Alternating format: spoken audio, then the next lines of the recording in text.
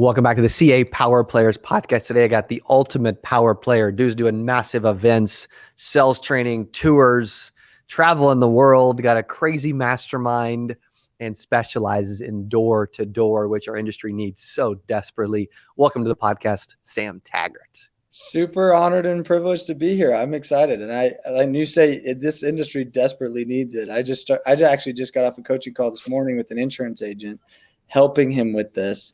And he's like, man, don't train any other insurance agents, because if they learn this shit, like, I'm gonna have more competition. And I was like, I've been saying this.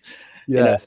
Yes. It's such an underutilized art in your industry. Dude, totally, man. I mean, I wish I'd have known you.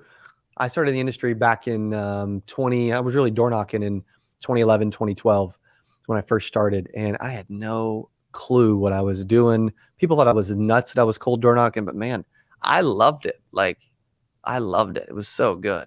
You know, for those that don't know you, and they're going to get to know a lot more about you, because we're going to start to do a lot more together. Well, I'd love you to share your story, how you got into space, and how you're helping, millions of people around the world with sales now. Yeah. So I've knocked doors since I was 11. I've never had a W-2 job. Wow. I painted the addresses on the curbs all through high school. And, I made great money. I had 11 of my buddies working for me. We called ourselves the Guttermen. And then I graduated high school, and I got, in 2008, I went straight to Dallas, Texas 2 days later and started selling alarms. And so, I did alarm sales all the way through to 2015.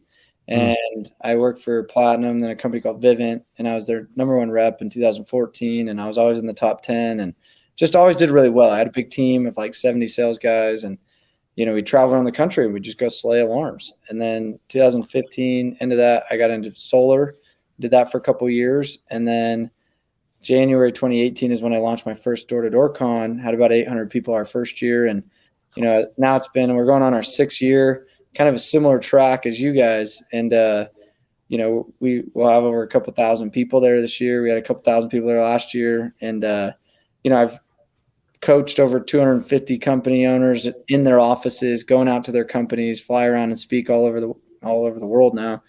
And what's crazy is, like, to see how much of an impact the direct sales outreach can do for a roofing, an insurance, a solar, a pest, an alarm company, to build a team of ninjas that are 1099 that go out and hustle is so impactful for growth. When I think so many people are we call them herbivores instead of carnivores. And, they're like, where's my leads? Where's my, and it's like, I've just helped build cultures and systems and trainings and recruiting systems to help really streamline the process for companies that want to do door to door. And it's been a really fun process.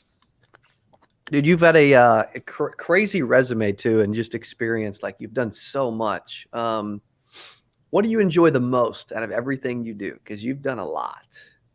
It's funny. Like, last year I had this idea, everybody has a bucket list. And yes, I was writing out, like, mine's like 70 deep. You know what I mean? It's just like, here, I want to do this. I'm a firm believer of, like, write out all your top 100 experiences you want to experience in life. It's cool. And I was like, when I retire, I want to do this. I don't have enough time. Like, do I want to be old and crippled when I do this stuff?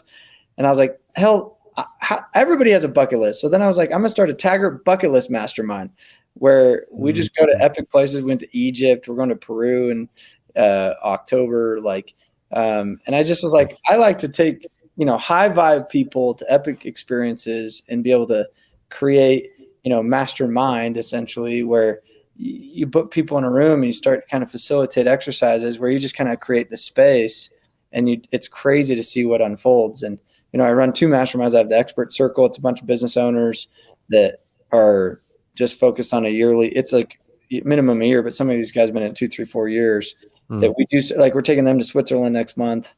And we do some epic stuff. We just were in Dallas last week, and, we work on your business and leadership development. But the Taggart bucket list one is just, I'm going to this dope place. So if you want to come. Like, I'm taking people to Lake Powell next week, part of the Taggart bucket list mastermind. Like, I'm like, anybody wants to go to Lake Powell? Come part of it. It's going to be fun. So awesome. It's fun. Yeah, you're a naturally inclusive guy. You know, you could just tell. I could see it from the moment I met you. I'm like, man, this dude just likes doing fun stuff with other people. Yeah. Is that just your personality style? Has it always been like that? It's funny, like I'm like such an intro extrovert. People would automatically pin me as the most extroverted dude because I'm like the center of the party. You know, I'm the first to get up on karaoke. I'm the first to like be the fun light. You know what I mean? Like, but I'm also the type where I'm like, dude, I could spend a week in my house. I could be on the show alone and probably win and be fine. Like, Yes. I love just chilling and like alone because I'm writing, I'm productive, I don't have anybody in my ear.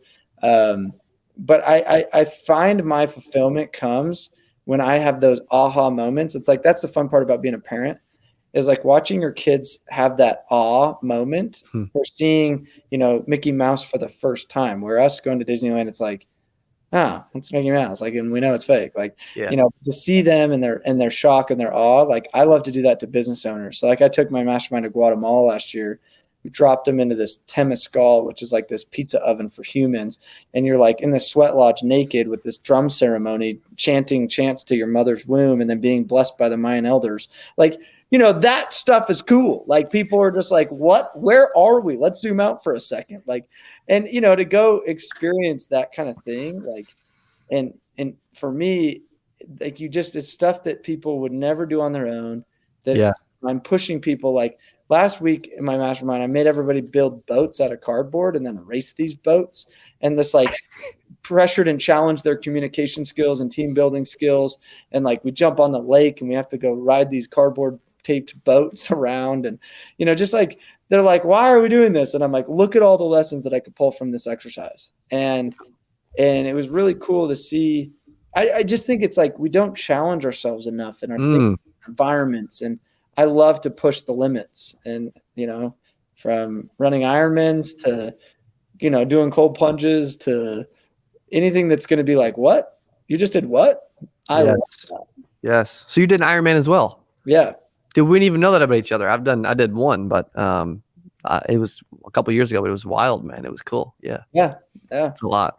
So here's one thing that's the theme that I'm noticing, right? There's a couple themes I want to touch on. I'm going to go with the first one is like, so many people in business, they like just stop having fun. Yeah. Right. Like it's just, you don't need to have fun. Like, you know, you're working, you're serious, dude. Coach Bird even tells me, who a mutual friend, Coach Bird always tells me about, he's at one of your masterminds. I'm guessing it was the expert circle. Yeah. The circle. And next thing you know, you're playing hide and seek in the mansion, right? In the house. Yeah. And stupid Coach Bird poops out. He's like, I'm not going to participate. I'm like, but every other person was like, I'm game. Maybe it's because I attract the people that are like full send, I'm game. Cause that's my motto. It's like full send. Yeah. And so to play sardines and ghosts in the graveyard in a mansion with a bunch of business owners is not something. What's the average age of this group? Like, what's the age range like at least? 40. I bet, you know, maybe like 35, 40. You know, it's pretty funny. I got some older folk and then I got some younger folk that are in their like mid 20s. But Okay, like, cool. It's just funny because again, like, all right, we're going to play sardines or we're going to play ghosts in the graveyard. And I was like, what? I'm like, yeah, it's going to be fun. And I'm like, we're going to be kids again. Because people forget how to be kids again. Yes. I'm doing LARPing at my next event. I'm hosting 100 and something people in San Diego, straight up making LARPing swords. And we're doing a battle and we're going to go LARP against each other. I threw in chalk fights, like Hare Krishna, like chalk festivals. I've done like, I'm talking like, just for me, it's like we forget to have fun and we forget to find the child within because we think that we're in trouble or we think it's like not professional. Or we think it's not. And I'm like, are you kidding me? That's not living though. Yes. And I'm just kind of shameless about it. I'm like one of the events I did, I bought like 700 no soliciting signs and I sent everybody out to the neighborhoods. There was like 100 and something people. And I said, you got to get rid of all these no soliciting signs. You got to go sell them door to door. So these guys go door to door selling no soliciting signs. Part of my event. We made like, I don't know, like $1,500 or something like that. Like we, you know, in like a matter of 2 hours, like it was just so funny to watch like the creativeness. And I like put these challenges inside of it. Like, oh, that's good. Anyway, it's fun. Gosh, that's cool, man. I love that. Like, I think everybody needs to be more alive, awake, fun, cool version of themselves, you know, just yeah, that's so good. Next piece, like I always catch, and I can relate to this a bunch as well, is like one of my core values is speed. I always have the phrase that I talk about, details delay. And I feel like you're a guy that like is an idea guy that also implements from idea to implementation really quick. Yes. Talk about You that. have faults sometimes. Oh, no doubt. Yeah. You know, there's many things that I've launched that have kind of just fizzled out and died on the vine, right? Like I think too often we though have imperfect action is much better than perfect inaction. Mm. And I think it's hard a lot of times for people to wrap their heads around. Things might get messy. Like I do an event last week where, you know, I had 2 different events, and I'm always open to fluid pivoting on the fly. Where I think by too much rigidity and too much data and too much detail, you actually don't leave space for what I call emergent learning or emergent experiences. So I intentionally, over the last 5 years throwing events, I've learned to just, I got 4 hours in the morning. I'm going to plan for an hour and a half of that. And then I'm going to like let the other time emerge into whatever is needing to get creative. And I'm going to trust God is going to give me the right feedback from the scenario to guide it. And most people are like, you're crazy. And I'm like, no, I run some of the most epic events because I'm not so like, next, who's next? Okay, you've got 30 seconds left. Get out of here. You know what I mean? It's like, and that's how most people live. Yeah, But they do. Flex time for creation in your life. So, you know, for me, it's like having time in the mornings to just have creative time where I go write, I go draw on my vibe board, I go create. You know, giving flex time at an event to be like this next door to DoorCon, I'm only having 4 keynote speakers, and I'm giving like 45 minutes in between keynote speakers for what I deemed emergent fun. And I'm like, people are like, wait, you're having less, like most people be like, cram in, fill in every minute. I'm like, I'm going to lead workshops, exercise. I'm going to make people do breath work. I'm probably like have some competition where they fight for something. Like, you know, something's going to come in those spaces that is unlike, you know, the planned rigidity would not be able to create that. Yes. Yes. And that terrifies people. Do people Terrifies people. Scared to death? They're like, for them to be in your shoes and do that in an event with like a bunch of open space, they're going to be like, oh crap. And they're like, what are you doing? I'm like, I don't know yet. It'll come to me in that day. And you guys be ready. So my team has had to learn. This is like, this is good. This is good, bro. This is good. My team has had to learn. This is just how Sam operates. And guess what? I've lost employees because of it. Yes. People fought me so hard. And I said, dude, if you can't trust that I'm leading my people through intuition and I'm trusting like my own intuition in the moment, and I can't trust that you're going to say, Sam, whatever you need, I'm going to run to Walmart and go buy the 700 no soliciting signs now. They went to 7 different Home Depots to get all the no soliciting signs. That activity was emergent. I was like, I knew I want to do something interesting on Saturday. So on Friday, I'm like, you guys go figure out where to get me some no soliciting signs. And they're like driving around all across Las Vegas looking for no soliciting signs. Oh my God. And you know, that like it, added some stress onto them. And sometimes they're up till midnight doing something, but like I am open to saying, what does my team need?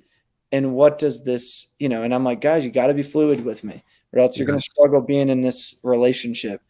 And sometimes in family, like marriage relationships, that's always a struggle. Some people are like, I need, you know, and being able to learn how to communicate needs amongst one another from employee to boss, employee to partner in relationship. One of my needs is uncertainty. One of my needs is space to create. One of my needs is, God, tell me what I need to do right now. Like, oh, pivot, new speech. Just kidding, guys. I was going to talk to you on this, but now we're going this direction. I don't know why. And then every time people come up afterward and they're like, dude, I was crying when you shared this, when you did this. Like, you know, my second speech at DoorCon, I'm literally like, oh shit, should I put some slides together? I walk up on stage, had 45 minutes, and I'm like, well, here we go, guys. And it was 10 times better than the one that I had all the slides, all prepared. And I just spoke from the heart day 2. And I just like, I'm going to recap the whole event. Got 45-minute slot. And people were just in tears, freaking fired up. And I was like, I had nothing prepared. I just told the story of my Ironman and was like, you know, and I just let it come. Yes. I had that's on that note. It's such a good piece, you know, like my video guy. I was at an event giving a keynote last week at a conference, and I did a couple breakouts the next morning. And then somebody asked a question in the middle of the breakout, right? Which is great. I'm like, come on.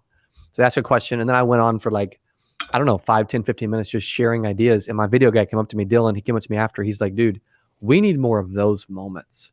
You know what I mean? Where it's not slides, but people are so scared of that stuff, but it can be so like raw and original. And you end up thinking about stuff that you have never shared before. And it just is so authentic and vulnerable. It's just so cool. Thank you. Yeah.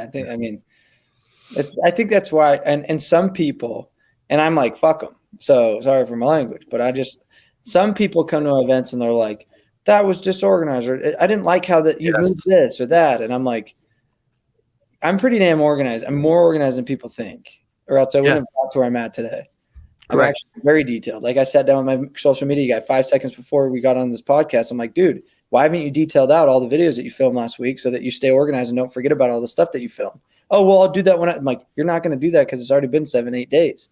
You should have been doing that while you did it. So I've built systems to keep myself organized, from note-taking when I read books and podcasts to content to events. Yes. I have my own systems that is organized in my way. But some people are like, that's chaotic because I would never be able to function that way. And they throw rocks. And I go, I would invite you to maybe see it from a different lens. Yes. Yes. I think that's something a lot of people struggle with in our industry, is like with business in general, like just with business building and people and leadership, like they end up with a bunch of people that maybe don't see the vision, or they're terrible at delegating and they just hoard all the work. I would love you to talk about like just people and leadership and like attracting the right people, getting rid of the wrong people, because there's a lot of agency owners that'll watch this that are earning $250 to $750K a year, but they're just doing it all and they just don't trust anybody, or their staff, they should have fired them 6 months ago. So I love this topic because I've had to go through some hard freaking lessons on this topic. I have such a big heart. It's hard to fire people. I have such a big heart that I see the best in everybody in an interview, to where my team had to be like, Sam, you're no longer allowed to interview and hire people. I'm like, oh, okay. Like they literally were like, we need to defend you, Sam, because you're too nice. Like you just would assume that everybody's going to be badass. In reality, they aren't. And my struggle is when they aren't, I'm like, but I love them and this is their livelihood. Let's just try to figure out how to keep them around. And it took me learning some hard lessons, because I actually lost trust in the good employees because I kept the bad employees. I lost trust in my ability to lead because I was too soft when people walked on me. And they're like, Sam, we won't walk on you, but you allowing other people to walk on you makes it feel like we should be walking on you too. That's not fair. So I had to then grow a backbone when I started to delegate, and I said, hey, here's your job, your role, your responsibility, your training. I had to then say, and I'm counting on you to do your job. So one of our core values is contribution. And so now I preach, I'm like, hey, if you can't clearly define how your contribution is invaluable and irreplaceable, you should be concerned about your livelihood and your longevity of your job here. So make yourself invaluable and irreplaceable so that it's clear what your contribution is and undeniable, that I have to keep you and continue to pay you more because I want to pay you more. And it's taken me 5 years to finally, I've been doing this for 5 years now, and to finally go through and filter and hire and fire and deal with the turnover. And I've lost and started with I've had to whitewash whole departments and be like, all right, back to start one, and lose relationships. And that's hard. But I think for the first time, and it's taken me 5 years, and I reiterate that's a long time, to finally feel like, man, I got my social guy on point. I got my sales team on point. I got my marketing on point. I got my events team on point. I got my customer service on point. You know what I mean? Like finally. And it's been just an active tweaking, redefining. Let's shift a little bit. Let's make sure that we're still aligned. Let's track this data. Let's have these accountability and project tracking. And for sure, there's room for improvement. Right. I realized real quick that I was a better salesman and marketer than I was a CEO. So I had to start putting people in place that I could trust to then manage the minutia. Because if I'm stuck in the minutia, I'm not doing the revenue generating, marketing, lead generating type activities.